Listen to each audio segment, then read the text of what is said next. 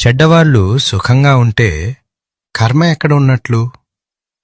మన జీవితంలో ఒకానొక దశ తప్పకుండా వస్తుంది.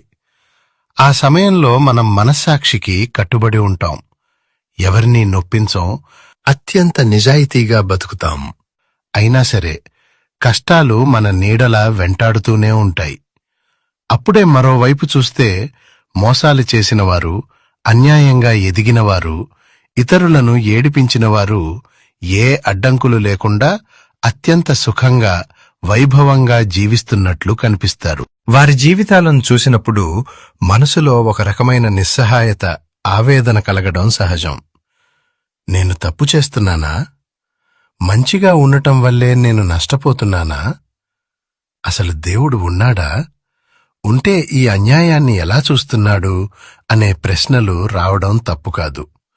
ఎందుకంటే మనిషి మనసు విపరీతమైన బాధలో ఉన్నప్పుడు అతడి విశ్వాసం కూడా ఒక్కోసారి తడబడుతుంది. అప్పుడు మనల్ని నిలదీసే అతిపెద్ద ప్రశ్న ఒక్కటే: చెడ్డవాళ్లంత సుఖంగా ఉంటే అసలు కర్మ సిద్ధాంతం ఎక్కడుంది? కాని మిత్రులారా, ఆధ్యాత్మిక శాస్త్రం దీనికిచ్చే సమాధానం చాలా లోతైనది. కర్మ అనేది ఒక బ్యాంక్ అకౌంట్ లాంటిది. చెడ్డవాడు ఈరోజు సుఖంగా ఉన్నాడంటే దానర్థం వాడు గత జన్మల్లో చేసుకున్న పుణ్యం అనే నిల్వ ఇంకా వాడి అకౌంట్లో మిగిలే ఉంది. ఆ పుణ్యం ఖర్చవుతున్నంతకాలం వాడు ఎన్ని తప్పులు చేసినా కర్మ వాడిని తాకదు. కాని ఏ క్షణంలో అయితే ఆ పుణ్యం ముగుస్తుందో అప్పటి నుండి వాడు చేసిన ప్రతి పాపం వడ్డీతో సహా వాడిని వేటాడటం మొదలుపెడుతుంది. కాలం అనేది ఒక నిశ్శబ్ద వేటగాడు. ఒక పండిన పండు చెట్టు నుండి రాలడానికి ఎంత సమయం పడుతుందో ఒక పాపం పండి ఫలితాన్ని ఇవ్వడానికి కూడా అంతే సమయం పడుతుంది. మీరు మంచిగా ఉన్నా కష్టాలు వస్తున్నాయంటే మీ పాత కర్మలన్నీ కడిగివేయబడుతున్నాయని అర్థం. లోహాన్ని కాల్చితేనే అది స్వచ్ఛమైన బంగారంగా మారుతుంది. మీ కష్టాలు మిమ్మల్ని దైవానికి దగ్గర చేస్తున్నాయి. కానీ వారి తాత్కాలిక సుఖం వారిని పతనానికి దారితీస్తోంది. మన కళ్ళు కేవలం ఒక చిన్న కిటికీలోంచి మాత్రమే ఈ ప్రపంచాన్ని చూస్తాయి. కాని ఆ పరమేశ్వరుడు అనంతమైన కాలచక్రాన్ని చూస్తాడు. చాలామంది అనుకుంటారు కర్మ అనేది మనం అనుకున్న వెంటనే ఫలితాన్ని ఇచ్చే ఇన్స్టెంట్ కాఫీ లాంటిది అని. కానీ కాదు. కర్మ అనేది ఒక విత్తనం లాంటిది. అది మొలకెత్తి భూమిని చీల్చుకుని బయటికి రావడానికి దానికి తనదైన సమయం పడుతుంది. ఆ సమయం వచ్చే వరకు మంచివాడు ఓపికతో కష్టాన్ని భరించక తప్పదు. చెడ్డవాడు అహంకారంతో సుఖపడక తప్పదు. మరి మన చేసే మంచితనం మనల్ని ఎలా రక్షిస్తుంది? ఒక మహర్షి జీవితంలో జరిగిన ఒక యథార్థ గాథ ద్వారా కర్మ సిద్ధాంతం వెనుక ఉన్న ఆ నిగూఢ రహస్యాలను ఇప్పుడు మనం ఈ వీడియోలో తెలుసుకుందాం. ఒక దట్టమైన అడవిలో ఒక మహా తపస్వి ఉండేవారు. ఆయన శ్వాస కూడా లోకహితం కోసమే అన్నట్లుగా జీవించేవారు.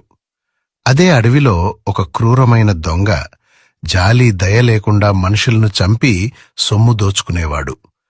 ఒకరోజు విధి విచిత్రమైన ఆట ఆడింది. ఆ దొంగ ఒక చెట్టు కింద దొంగిలించిన సొమ్ము దాచడానికి తవ్వుతుండగా అనుకోకుండా ఒక పాతకాలపు బంగారు నాణాలు ఉన్న ఒక నిధి కుండ దొరికింది. వాడు అట్టహాసంగా నవ్వుతూ, దేవుడు లేడు, కర్మ లేదు, నాకంటే సుఖంగా ఎవరున్నారు అని గర్వంతో ఊగిపోతూ వెళ్ళిపోయాడు. సరిగ్గా అదే సమయంలో ఆ దారిలో వెళ్తున్న మహర్షికి ఒక తుప్పు పట్టిన ఇనుప మేకు కాలిలోకి దిగబడింది. అది సామాన్యమైన గాయం కాదు. కాలి ఎముకను చీల్చుకుంటూ లోపలికి వెళ్ళింది. మహర్షి తీవ్రమైన వేదనతో కింద కూలబడ్డారు. రక్తం ధారలుగా కారుతోంది. ఆ క్షణం ఆయన మనసులో ఒక సందేహం కలిగింది. నేను జీవితాంతం ధర్మాన్ని పాటించాను, భగవంతుణ్ణి స్మరించాను, నాకు మేకు గుచ్చుకుంది. కాని ఆ దొంగ అందర్నీ హింసిస్తున్నాడు, వాడికి మాత్రం నిధి దొరికింది. ఇదేనా భగవంతుడి న్యాయం? కర్మ సిద్ధాంతం ఎక్కడుంది అని బాధపడ్డారు. ఆయన తన యోగశక్తితో ఆ పరమేశ్వరుణ్ణి ధ్యానించి ఇదే ప్రశ్న అడిగారు.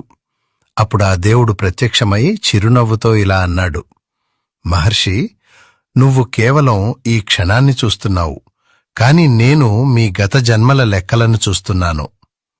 గత జన్మలో ఆ దొంగ చేసిన ఒక గొప్ప పుణ్యం వల్ల ఈ రోజు వాడు ఒక రాజ్యానికి చక్రవర్తి అవ్వాల్సి ఉంది. కాని ఈ జన్మలో వాడు చేస్తున్న పాపాల వల్ల ఆ చక్రవర్తి యోగం కాస్త ఒక చిన్న నిధికుండగా మారిపోయింది.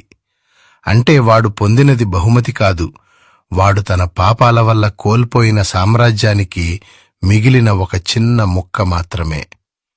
ఇక నీ విషయానికి వస్తే, గత జన్మలో నువ్వు చేసిన ఒక చిన్న పొరపాటు వల్ల ఈ రోజు నువ్వు మరణించాల్సి ఉంది. కాని ఈ జన్మలో నువ్వు చేసిన తపస్సు, నీ పుణ్యం వల్ల ఆ మరణం కాస్త ఒక చిన్న మేకు గుచ్చుకోవడంతో ముగిసిపోయింది.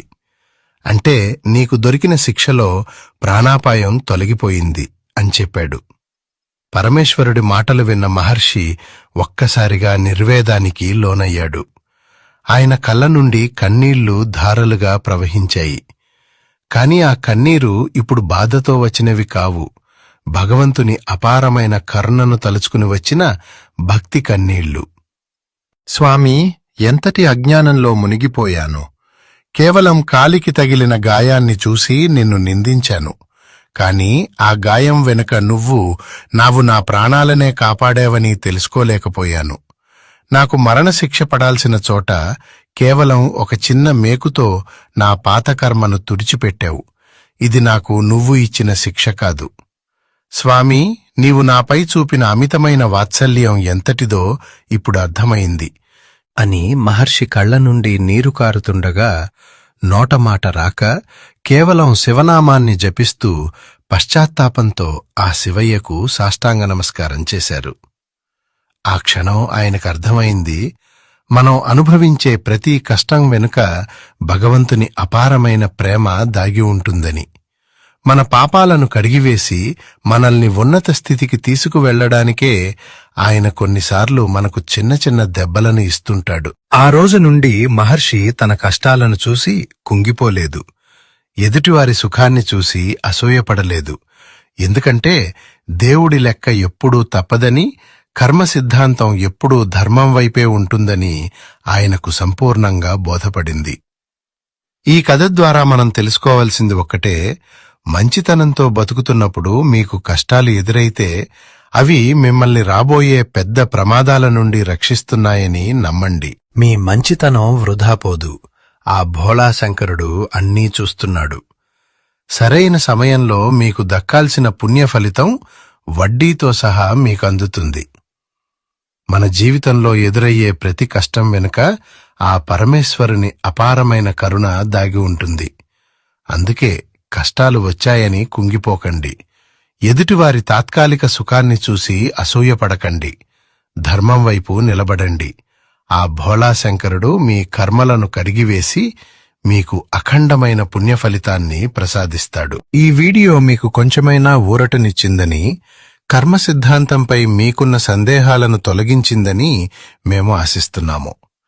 ఈ ఆధ్యాత్మిక సందేశం మీకు నచ్చినట్లయితే ఇప్పుడే ఈ వీడియోను లైక్ చేయండి. మీ స్నేహితులు మరియు కుటుంబ సభ్యులలో ఎవరైనా కష్టాల్లో ఉండి దేవుడిని నిందిస్తుంటే వారికి ఈ వీడియోను తప్పకుండా షేర్ చేయండి. మీ చిన్న షేర్ వారిలో కొత్త ఆశను నింపుతుంది. మన పురాణాలలోని ఇలాంటి మరెన్నో లోతైన రహస్యాలను, ధర్మ సందేహాలను తెలుసుకోవటానికి మా ఛానల్ని ఇప్పుడే సబ్స్క్రైబ్ చేసుకోండి. ఈ కథ విన్నాక మీ మనసులో కలిగిన అభిప్రాయాన్ని లేదా ఆ శివయ్యపై మీకున్న భక్తిని ఓం నమః శివాయ అని కామెంట్ రూపంలో తెలియజేయండి.